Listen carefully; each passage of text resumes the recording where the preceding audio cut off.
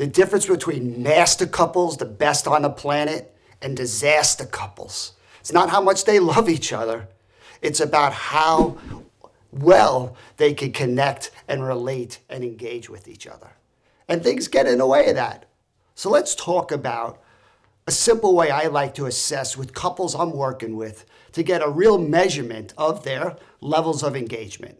There tends to be 3 roads in which couples can connect on. There's the high road. That's the honeymoon phase, great date nights, sex, movies, vacations, all the positive energy. The good stuff, why we get into relationships. We all need that for our relationships to thrive. Then there's the middle road, which is just the grind of life. Somebody's got to do the dishes, pay the bills, drive the kids to school, all the stuff that soaks up so many hours of our day, but so important for couples to be on the same page with. And then there's the low road, right? The low road's our struggles, our insecurities, our vulnerabilities. A lot of us grow up in families where we don't talk about these things, and yet this is a huge part of what makes a relationship work.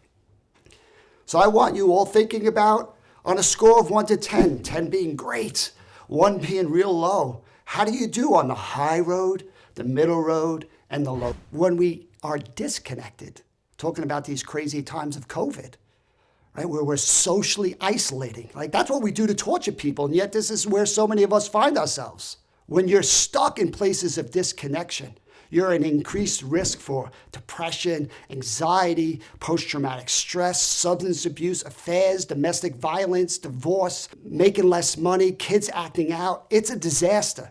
The mental, emotional, spiritual, and physical consequences of disconnection are atrocious. And yet, what are we seeing? We're seeing our society going more and more in a direction of disconnection.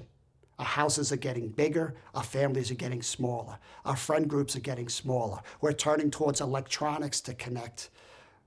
We are bonding creatures. If we don't connect in healthy ways, we will connect to something else. When you're hurting in your marriage, it can feel overwhelming.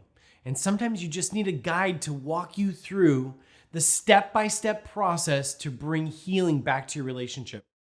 That's why you need to become a member today to Marriage 365, where you can watch more of these helpful videos and find tools that are going to work for you.